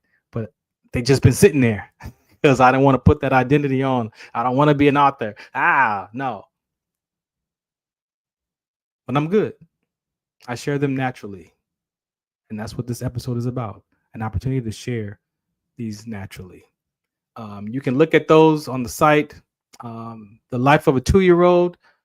So what I did was I took those stories because that's what I discovered in my philosophy of who I was being as a child and my experiences all the way up to that education. And then I started to look at the Word of God to see, okay, if I filter these stories through the Word, how do they come out in the Word? And that's where I found that it aligns, which is my purpose and my passion and my gifts of my conversation to deliver these messages, right? And so the life of a 2-year-old are about virtues. And the virtues are the, like, patience is a virtue, right? Patience is also a kingdom. Patience is also a kingdom key. So patience is a virtue and patience is a kingdom key. Why is patience a virtue? For me, I discovered that the virtues are the things that you've got to get. You got to get those deep in your heart. Like, you got to swim in the virtue of patience, right? Because we already have other stuff in the ocean of what we swim in our subconscious mind. Shame is in there, embarrassment, disappointment, frustration, upset. You're already swimming in those in your subconscious mind already. That's why when somebody does something to you, react with one of those things that you've been swimming in. See, because a fish doesn't know that it's wet. So if you lived in water and I gave you a towel to dry off, the towel wouldn't occur to you as to dry off with, because you live in the water. So you don't even recognize the virtues that you live from that might be corrupted. See, because the towel, when I hand you a towel, it's not just a towel. The towel is to be used by you to dry off. So you've got to be used by patience as a virtue to live from. That's the difference of virtues. And that one was my 2-year-old decision. Because there was a decision that I made about my mom at 2 years old with barely any language, that I was disconnected and disappointed in my mom. Disconnected. 2 years old with barely any language. And we laughed about it for years, but never knowing that was, I can remember in my mind. Those are stories that I remember. 2 years, I can go as far as 2 years old, that story, that where I made that mean that my mom disconnected me, that she left me with my grandparents. And the disconnection from that transition from my mom at 2 years old to my grandparents, I'm now connected to my grandparents. And when my mom picked me up, I don't want to go with her. I want to be with mama, because the disconnection from my mom was there. But she just dropped me off because she had to go to work. And then my grandparents had this great idea to say, leave him here. Hey, you know what? You get up in the morning early, you drop him off, you pick him up, you go home, all that cycle. You know what? Leave him here. We'll take care of him while you get yourself situated. Perfect plan. That's what grandparents do, right? That's what they're supposed to do, help out. However, some of us are emotional people. And for me, that transition from being connected to my mom, from birth, from womb to birth to 2 years old, and now I'm disconnected from her and I'm living with my grandparents, that's a transition. For some people, that's an emotional fracture. 2 years old. The perception of my father, the 5-year-old decision. That's about patience, because I was not patient with my dad, because I felt like he didn't love me. So how do you treat people that you don't think that they love you? You're not patient with them. I treated my dad terribly for 32 years. No, 35 years, because I was 40 when I discovered that. So 35 years. That's patience. Reading with the ruler. That's a 6-year-old decision in second grade that I'm not going to read out loud. That was a decision that I made in kindergarten, because they teased me. They laughed at me because I was reading with a ruler, because my eyes wouldn't stay. And today it still does the same thing. That's what's wild, is when I try to read, I have to focus on the line that I'm reading, because my eyes will go to the next page, in the next row down. Like, I don't even know what that is, but I've had that since I was 6 years old, and it affected my reading ability. And so one day the kids in second grade, they laughed at me. And in that moment of the laughter, I said to myself, I'm never going to raise my hand again to read out loud. And I'm done. So I'm never going to raise my hand again, and I'm not going to read out loud. That was a 6-year. You know what I got? You know, I figured that one out 40 years later, because I was 46 when I discovered that one and my philosophy about who I was being as a person.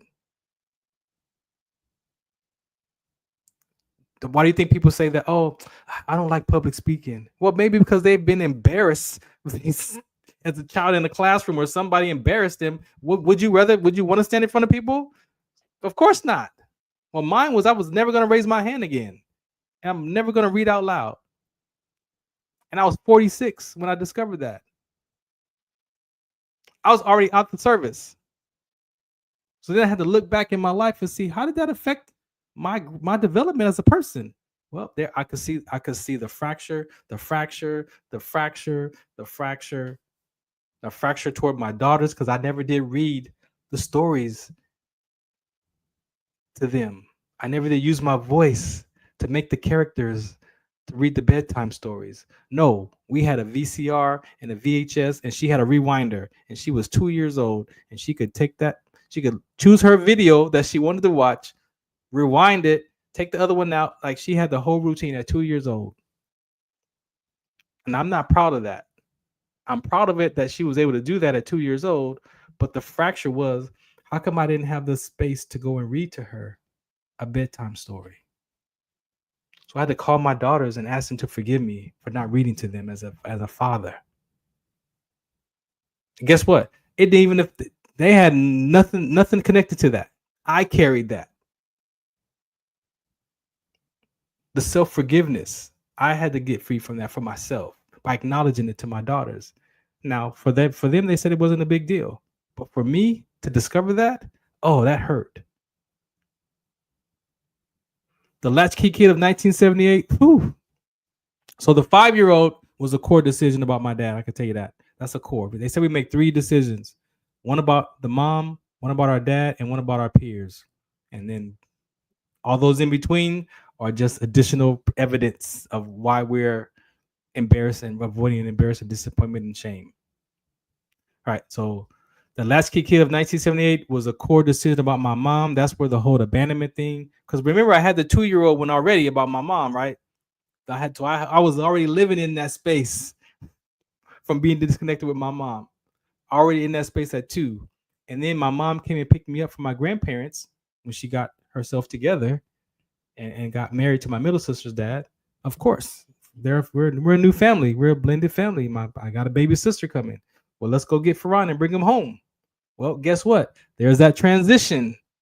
Now I go from a house that has a bunch of people in it, my uncles and my aunt, and everybody's growing up, and my friends in the neighborhood that I grew up from 2 years old to 8 years old. That's where all of my friends are. They're there, not at the new apartment. I'm a stranger at the new apartment now. I'm the new kid in town. There's a song, "New Kid in Town." I was a new kid, so here I am, transition, uprooted out of that environment, back to live with my mom and my stepfather and my baby sister, and now in an apartment that there's no one there. That's the times, though. That was the times. A lot of us grew up as latchkey children. Maybe you don't label yourself as that, but there is a conversation about the latchkey kid environment, and there are some impacts on us as latchkey kids in that era, right? Emotional and physical. So that was my transition. So here I am. I'm now coming to an apartment by myself at 8 years old, walking to school by myself, coming home by myself, going to the apartment by myself. Now, as an 8-year-old child, I had no perception of time. An 8-year-old has no perception of time for the most part. So yes, I knew I was by myself. I got the instructions. Don't go outside. Don't turn the oven on. Of course, not to burn the house down. Like all the don't. But all I heard my mom say that morning was, "I'm leaving you," as she gave me that key to the apartment. That's all I remember. And when I heard her say that, and I felt that pain in my gut, because remember, I'm already swimming I'm disconnected from her. Remember, from 2 years old, I'm already swimming in that, in the background of my subconscious mind. And then she says that. And then I say to myself, why did you come and get me? I could have stayed at mama's house. Why you bring me here? Now I gotta have this key around my neck, and I can't lose this key, because if I lose the key, I can't get in the apartment. If I can't get in the apartment, I'm gonna get in trouble. I'm gonna get a whooping, and so that whole world of the latchkey kid happened. And then I walked to school. And then can you think about how all day long I'm looking, make sure I got the key on my neck, that the key didn't fall off my neck. that it's inside of my shirt that I'm playing. I got to make sure the key. And then we had kangaroo shoes that had the zipper pocket. I don't know if you're that old, but we had the kangaroo shoes. So then I could take the key off my neck and put it in my shoe because I ain't going to lose my shoe, right? So the key is in my shoe, and I'm making sure that the pocket is still zipped and the flap is down. Like, do you understand the pressure that could come with that for an 8-year-old? And to be in his environment of trying to be friends and play and learn and grow and do all this life stuff. And now I'm responsible for this key. Now, again, that was just life the way it was. But that was an 8-year-old decision that I made, that my mom abandoned me, because that 90 minutes felt like 20 hours. When I came home from school, it felt like 20 hours.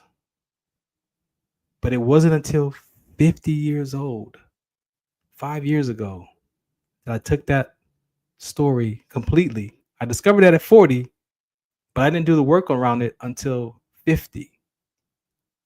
Only because my dad, I reconciled with my father for those 8 years. I focused on my dad's relationship.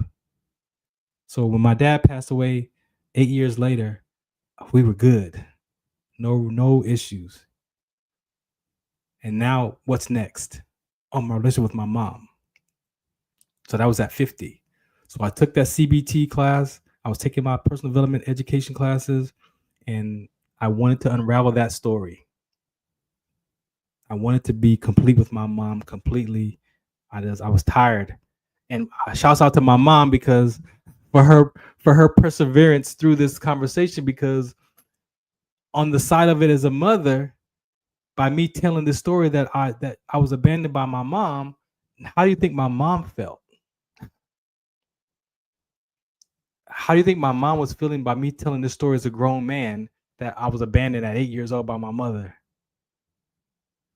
And I didn't notice, I didn't know that could have her feel something like a bad parent or embarrassed or ashamed, like whatever that, or how people would perceive her, that she had left me alone by myself.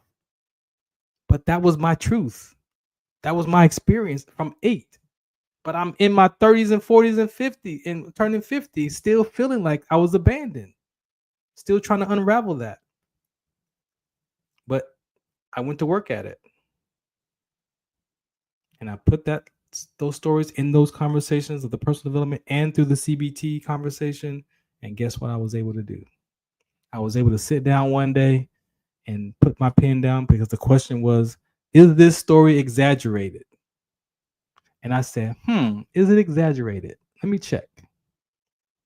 So if I got out of school at 2:20, I think we got out of school at 2:20 in the 3rd grade. So I got out at 2:20. I said, if I lollygagged walking home from school, say I got in the house at 3:00.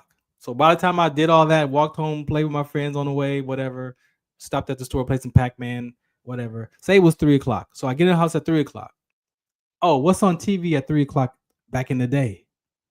Well, I remember Good Times, Sanford and Son, The Jeffersons, All in the Family, What's Happening. Like, those were all the shows that came on in the afternoon and the evening time. So then as I picture, so then I had to visualize myself. So I visualized myself in the apartment. I visualized myself sitting on the floor watching TV. And then I could see in the background of my peripheral, my mom and everybody walking around the apartment. So then I said, well, wait a minute. If I'm watching TV at 3:00, 4:00, 5:00, and if those TV shows are on TV and my parents are walking around the house, then I wasn't by myself.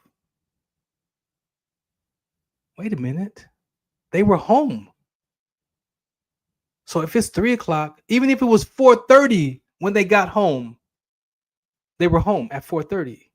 So how long was I by myself? An hour? Okay, maybe 90 minutes. So even if I was home at 90 minutes, for 90 minutes, could I now at 50 years old say that I was abandoned by my mom and a latchkey kid at 8 years old? Now I'm 50. So I said, well, you know what? I can't. I can no longer say that I was abandoned. I could not honestly keep that as my truth to say that I was abandoned at 8 years old in the latchkey kid era, because my parents were home by 4:30. Even if it was 5 o'clock, even if it was 2 hours, they were home. So it wasn't 20 hours, it was 90 minutes. So then I had to tell the truth to myself after all those years that I was not abandoned. And I told my psychologist, and he says, you know what? The way you told that story, I would have called CPS on your mama back then, because the way you told your story about how you was abandoned, I would have called the good system on your mama. But for me at 50 to tell him that it was 90 minutes, man, all I could do was laugh. I wasn't even mad at myself. I laughed and I called my mom and told my mom, I figured it out. I'm good now. I'm good. We good. No, it's gone. It disappeared. Because I told the truth to myself that was not the truth. It was my truth, but it wasn't the truth. And that's the life of an 8-year-old. So from 8 to 50, 42 years, and in my subconscious mind, I swam in that I was abandoned by my mom. And I had evidence. I had proof. I had stories. But those stories were made up by myself. No one told me those stories. I made those up, trying to survive the pain of an 8-year-old feeling like he was left alone by his mama. Not the truth. And so that's why this conversation is so important for us as people, because a lot of us carry these stories about the most two important people in our life. A lot of us carry these stories about the most important people in our life, with the two people as our mom and dad, whether they're in the house or not in the house. Those are the two most important people in our life. And yes, I had stepfather. I had another stepfather, but it was nothing like that biological father. And remember, I didn't restore that relationship with him until 40. So 35 years, I had my dad in my life, and I still was disconnected from him because I felt he didn't love me. And everything he did was to make up for because he didn't love me.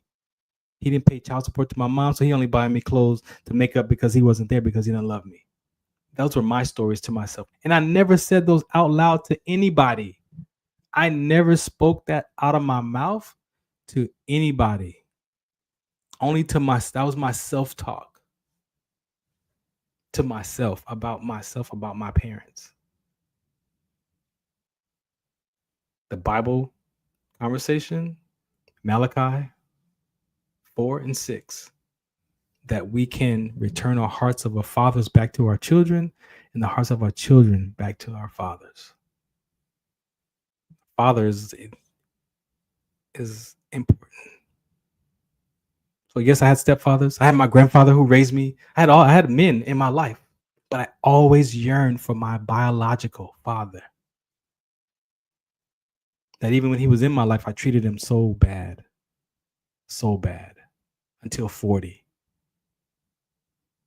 And that's this read right here. That's the life of a 5-year-old. That's my dad on the back. I took a picture of us. We went to a concert, musical downtown, and we were walking, and he had a cane, and so we were standing at the light, and I think I snapped that shadow. I'll put that on there. And then the rest are there. Those I'm writing the other ones there. The life of an 11-year-old. The 11-year-old, that's joy, because that was the walk of shame. The life of a 14-year-old is the day I give up being vulnerable. That was a part of that That was the defining factor of my relationship with women, because it was already broken with my mama. See, I didn't realize that when I said that my mom, I can't trust my mom when she abandoned me. My mom represented all women. So if I can't trust my mother, how can I trust another female? It's not happening. If it does, it's only temporary. It's a temporary void. No one's gonna feel that. No woman could ever feel that void of me experiencing myself as being abandoned. No one. No woman was gonna feel that void. So no woman that I had a relationship with had a chance with me. Not one had a chance, because I was always gonna live from that. My mom abandoned me, and I was waiting for them to leave me. You see how that works? If I can't trust my mom, I'm not gonna trust my girlfriend or my wife, because one day my mind's gonna remember that my mom left me, so then she's gonna leave me. So then there's no trust. I'm 1 foot in and 1 foot out. I'm waiting for her to leave.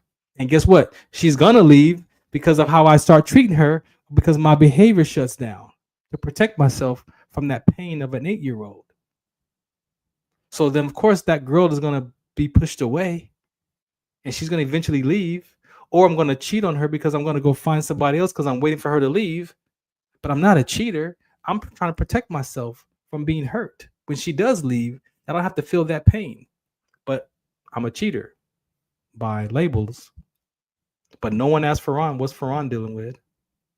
I'm just a cheater.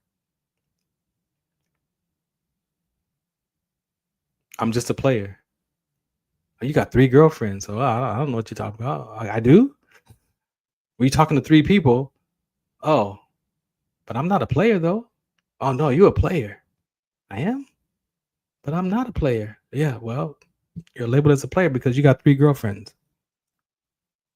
But I had 3 girlfriends because I'm waiting for the other 2 to find out about each other, because when they do, they definitely gonna break up with me. You see the pattern? It's so ridiculous.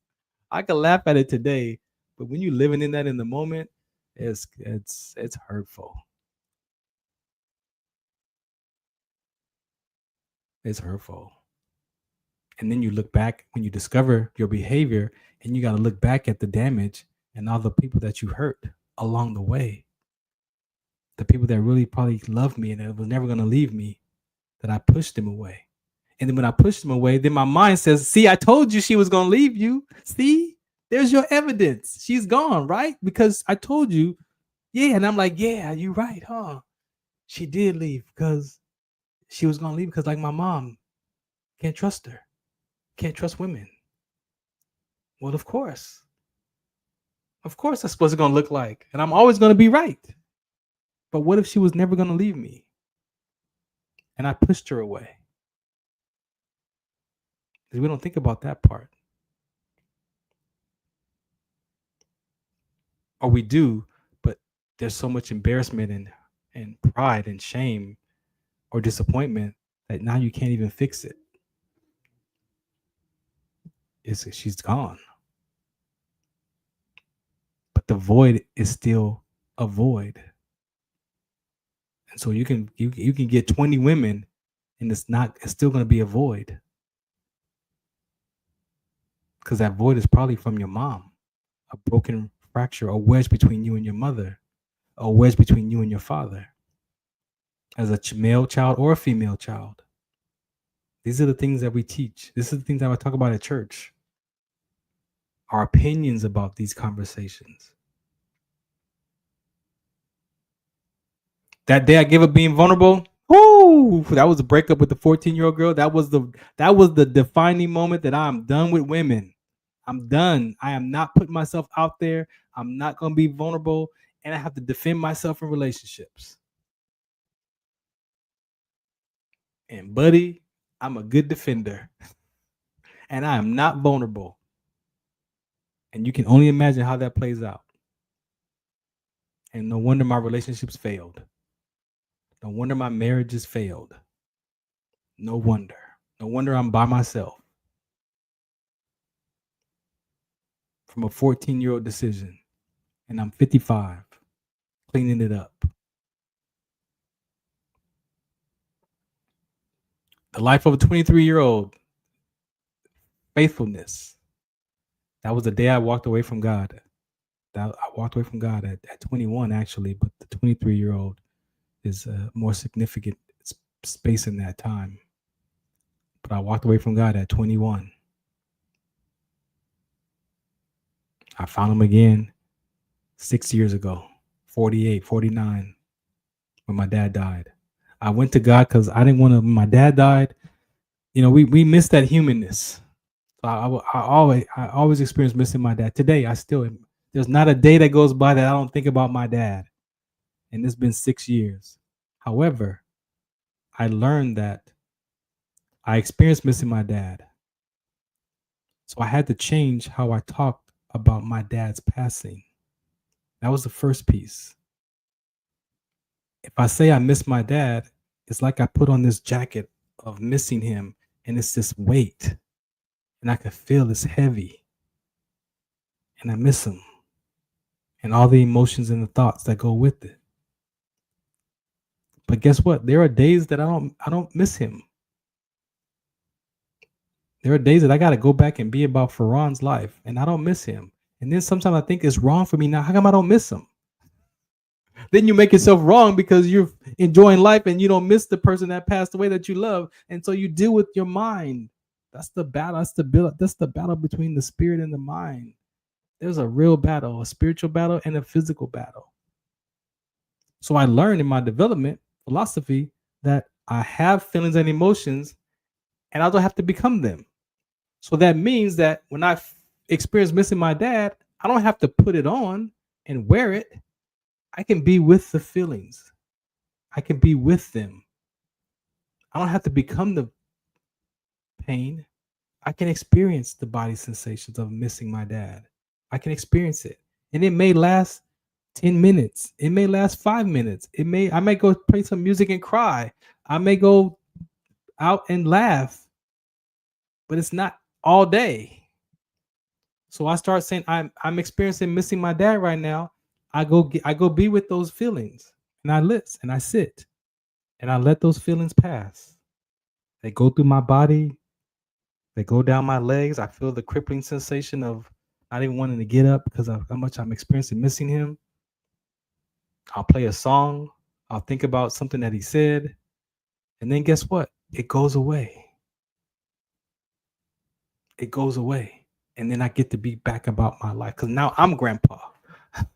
Now it's my turn to be grandpa. But what I discovered was I started living my life like, how much time I got now? My dad died at 69. I'm 55. Am I going to die at 69? How old am I going to be when my grandson is older? Am I going to make it till he's in his 20s? How much time I got? My granddaughters, am I going to live to be 70? And I started living like that. My mind started to take over that. And I'm like, oh no, I do not want to live like that. I don't want to be 10 years from now crying, talking about, I miss my dad. I didn't want to be that guy. I seen that in people. I don't want to be that guy. I don't want to be that person. And that's not wrong. I don't want to live like that. I don't want to live like the weight of my loss of my father. I didn't want to, I didn't want that. I had too much education. I had too much knowledge. I had too much understanding about the stuff that I had been dealing with up until he passed, 8 years. So no, I did not want to live like that. I know that these principles work. I know that the Bible principles work. I know that these development educations, they work. If you apply them to your life, they work. But you got to be willing to apply it to your life. And so I was willing from 40 to 48. To 49 when he passed. So I knew that. I know principles work. So I went to work at those principles. I took a grief class at the VA. I was the last one standing. It was 5 of us. It was myself, 2 Marines, and Navy and the Air Force. We had most of the branches in there. And it was me and a Navy guy that the last like 3 weeks.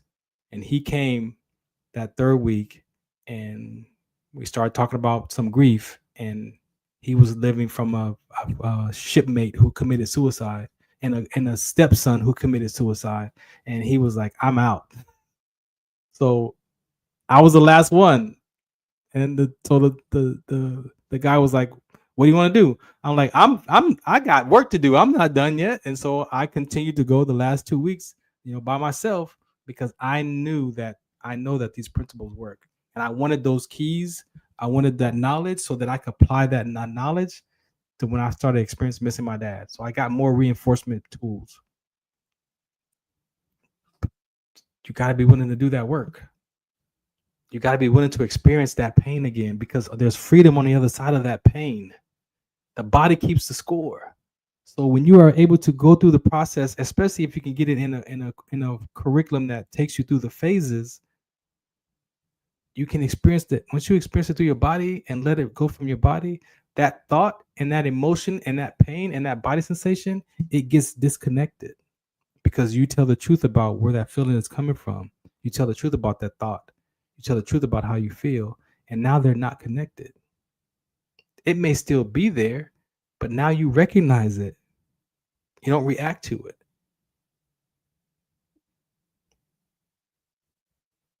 That's the difference. The perfect morning, the life of a 36-year-old. That was the day that I collapsed from sickle cell trait exertion with rhabdomyolysis. I was 36 years old in the military at ANOC, working on my Master Sergeant rank. The perfect morning. My career ended.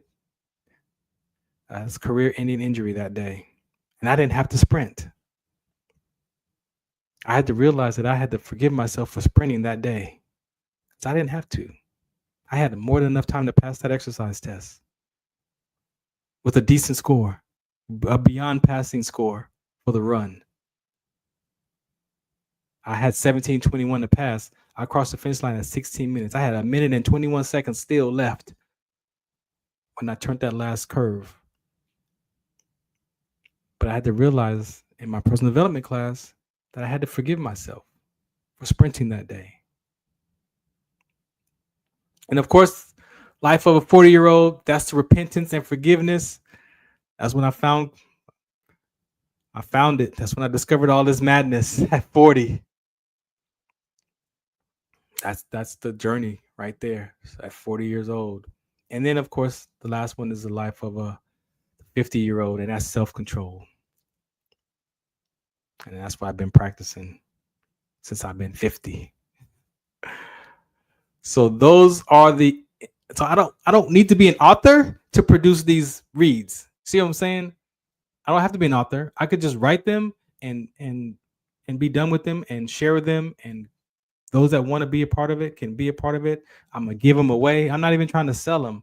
I really just want to have a meeting with people who want to work on these areas, and we can meet at a coffee shop or reserve a juice bar. Show up. I'll give you the inspirational read. You read it, and we just do a Q&A for an hour. The first two I did I thought it was gonna be an hour. They lasted 90 minutes. I did the life of a 5-year-old and the life of an 8-year-old. I gave them the links. We read the books, and people shared. And these women saw themselves in a male conversation. They could reflect and self-examine themselves with their own life experiences. So this is for men, women, children, because their experiences. We're all human beings. We have the similar experiences. So women walked away from these reads, freedom from their own dad or their own boyfriend or husband. They could relate from a male perspective by me sharing my stories. I was surprised. I'm thinking that life of a 5-year-old about my son to father relationship is the male conversation. No, there was women there in the life of a 5-year-old. And when I drove off, I'm like, oh, shoot. And God reminded me, like, yeah, that's not just for men, my guy. That's for my people, male and female. Because we all have these childhood experiences. So that's what I wanted to share today as far as the show, this episode. Yeah, maybe I'm a storyteller. I don't know what whatever the label, whatever it comes across as, is what it is. I just know that these are important, and this is something that God has given me to deliver this message through these conversations, so that people can take a moment to self-examine themselves, to have the space to tell the truth to themselves first, not to me, to yourself first. And if you can relate, maybe you see something for yourself. Maybe that's all. That's the seed being planted by what I shared today. Or maybe I'm watering a seed that you've seen this for yourself, but you didn't know that that's what that looked like. Maybe that's your version of it. I'm going to end it with this. A lot of this, I could say 3 things at the root of all of these inspirational reads. There's 3. The Bible calls them strongholds. Right? We call them different things in the soul. You know, these are those fractures. But they are real fractures in life. And a lot of these 3 things are rooted in shame, disappointment, or embarrassment. Avoiding shame, avoiding disappointment, and avoiding embarrassment. And I live my life through these episodes avoiding shame, disappointment, or embarrassment at the end of the day. And those are real strongholds in the Bible. The first one was shame with Adam and Eve. If you read Genesis 3, the first stronghold is shame. Because as soon as they ate that fruit and Adam ate that fruit, they saw they were naked, they took off and they went to go cover themselves with some leaves. They was naked. They was shame, and then there was a little bit of blame because he blamed when God found them. Where he knew where they was at. Adam blamed her. So we got shame and blame right there in the Bible. First 2. The shame, and then the fracture is the blame.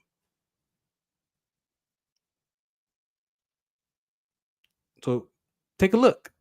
Take a look for yourself. Examine yourself up against shame, disappointment, and embarrassment. And these 10 reads are rooted.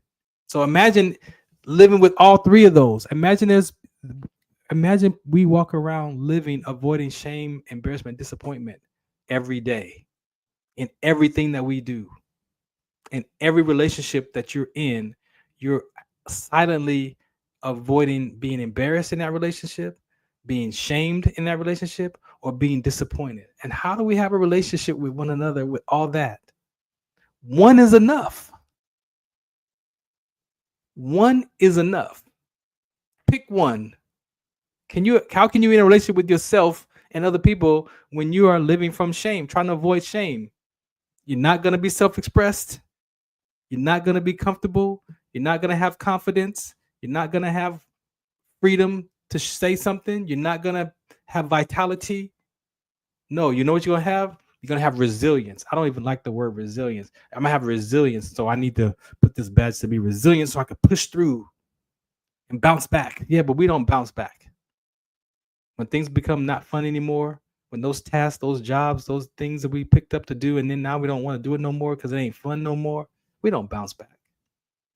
It's hard for human beings to bounce back. We become resilient and push through. Well, the Bible says you got to become perseverance. So you could be resilience in your soul, or you want perseverance in your spirit. Because resilience, you're not bouncing back. Perseverance, you're going to push through that with the difficulties. But we want to be resilient, and the world uses resilience. I don't use that word anymore. There's no power in resilience. It's like I got to be this kind of way to try to get myself back up to do. No, just tell the truth. I don't want to do it no more. But see, what we don't want to deal with is the consequences of quitting, because that's either shame or disappointment. Because somebody's going to be embarrassed. You might be embarrassed for quitting. You might disappoint people by quitting, and you might be shamed by quitting. You see how one is enough? Imagine living with all 3 at any given time. That's what those reads are about. That's right there. The 11-year-old was a walk of shame. embarrassed walking down the street with my dad, my stepfather, pushing a grocery cart. Because I was taught that you don't take the grocery carts from the grocery store. I grew up with my grandparents. Remember, I went to the grocery store with my grandpa and my grandma. You don't take that grocery cart. That grocery cart don't leave don't leave the grocery store parking lot. Matter of fact, you push it back and you put it back in the little area where it goes. But this day, and 11 years old, my stepfather's he took the grocery cart home, and we're pushing it down the street because my mom's car broke down. That's the walk of shame. I said I will never be out with a good running car. 11. That was 11-year-old decision because I walking down that street. I'm embarrassed of all the cars driving by, looking at us push a grocery cart home. But that's all we had. That wasn't his fault. And my mom's car was only broke for 2 weeks. But I made a decision that I will never be without a good running car, and I will. Yeah, that was the main. I was embarrassed. I was shame. Actually, that was a walk of shame. I wasn't even embarrassed. I was shame. Oh, and we paid with food stamps. So he paid at the store with food stamps. That was one fracture, and then the grocery cart and no car. That was shame. 11 years old. You know what that did? That's why if you follow me, I had 5 cars and a motorcycle. That's why I ended up with 15 cars and not 15 real, but 5, 6 cars at a time. Buying cars. And in my depression, that's all I bought. I had 5 cars in 2 years in the heart of my depression because it filled a void that could never be filled. Because as soon as that car got a lot of miles on it, I got to get rid of it because I don't want it to break down on me. I lived from that, from 11. I've had so many cars, it ain't funny. One day I'm gonna pull all the keys. When I fix up my office, I'm gonna put all the keys on the wall of all the different cars. I think I got all the keys too that I've ever had. Brand new cars I only had for like 6 months. Nope. I had a brand new Nissan Maxima from January to March. 3 months. 3 months. And I woke up out of that depression like, why did I got this car? And got rid of it. Debt. Ridiculous. So I thank you for tuning in today. This episode of the Farron Dozier Show. FarronD.com. If you want to, get some information. If you want to hit me up, I'm always available on Facebook, Instagram, Twitter, whatever you need. I'm open to answer your questions. This is my life work. This is the experience of life that I'm talking about. My activity is my sickle cell trait, the basketball stuff, the broadcasting. That's my activity. I get to do that, express myself over here. But who I am without any title is that others see their greatness through my self-expression and that others find their peace through their language. Because how we talk sometimes is a trap. Sometimes how we talk and describe our own life is our own trap. And I've experienced that. So thank you for your time today. I didn't think I was going to go here. Look at an hour and 53 minutes. Shouts out to Big Dre. Bags to Canvas. Catch me on Sunday nights at 8 p.m. on KCA Radio. And again, shouts out to MB Radio. I pray that this conversation helped in some areas. Again, reach out to me at Farron Dozier, Facebook, Instagram, Twitter. I'm always open to share. If you want me to come out and speak, we have a program, we have educations, we have a company called EQ Athletics. We're in elementary schools, middle schools. The whole basketball program is about this conversation. I'm gonna be talking to the men on my teams about these conversations so they can find their own freedom to their own language and start to heal their own relationship with their own parents and their families. That's reconciliation and that's self-forgiveness at its best.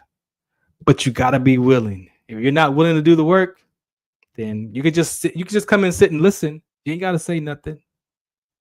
But if you're willing to do the work and apply these principles, that hammer in your toolbox, that hammer by itself is powerful, right? It's a hammer. We know that if you swing a hammer, you're doing something. It ain't gonna be pretty if you swing that hammer. But it's used to what? To drive nails in and nails out. But also, it has no power until it's used by you. That's what these principles are. The ideology, the philosophy, the theology, the word of God. You have to apply the word of God to your life. It's not a concept. If you look at it as a concept, you're going to be stuck in the concepts. But when you apply that word to your life and practice it, you practice being the fruit. You practice the virtues. You practice patience. You be patient. You don't do patience. You got to be those. You got to be the Beatitudes. You got to be that. When you swing that hammer in your hand, the hammer is being used by you. And that's the force that you bring. And that's the same force that you get to bring to these principles. It's the same force you bring into the upsets and frustrations of your life. You're living by some principle that's led by frustration. It's led by disappointment. And you're used by it. You're used by disrespect. It's not wrong, but you're used by that. So if you can be used by disrespect, why can't you be used by kindness? Oh, because the last time I was kind to somebody, they took advantage of me. Wait, what happened to the last time you disrespected somebody? We always worry about us being disrespected. What about the last time you disrespected somebody? You don't feel nothing with that? Or do you go home and you suffer in silence? Like, man, why do I act like that? Man, I couldn't even get it together today. And then you beat yourself up with that same disrespect. All right. I got to get out of here. I love y'all. I appreciate y'all. Shout out to my moms. I love you. My daughters, my grandchildren, my friends, my family. I appreciate y'all for checking this out today and allow me to express myself. All right. Catch me on Sunday night. I'll be back here. I might not be here Wednesday. I might rerun this on Wednesday because might have to be looking for some schools in LA for some more contracts. So I might not be here on Wednesday, but God willing, see you on the other side. Shout us out. What's the count? Ladies and gentlemen, thank you for tuning in to Military Broadcast Radio. As we wrap up today's show, we want to remind you that the podcast of today's episode will be available right after we go off the air. So if you missed any part of the show or want to listen again, be sure to check it out. And remember, we're here to support and honor our veterans. Your stories and experiences matter, and we are committed to giving you a platform to share them. That's right. We're here to give our veterans a voice. So don't forget to catch the podcast and stay connected with us. Giving our veterans a voice.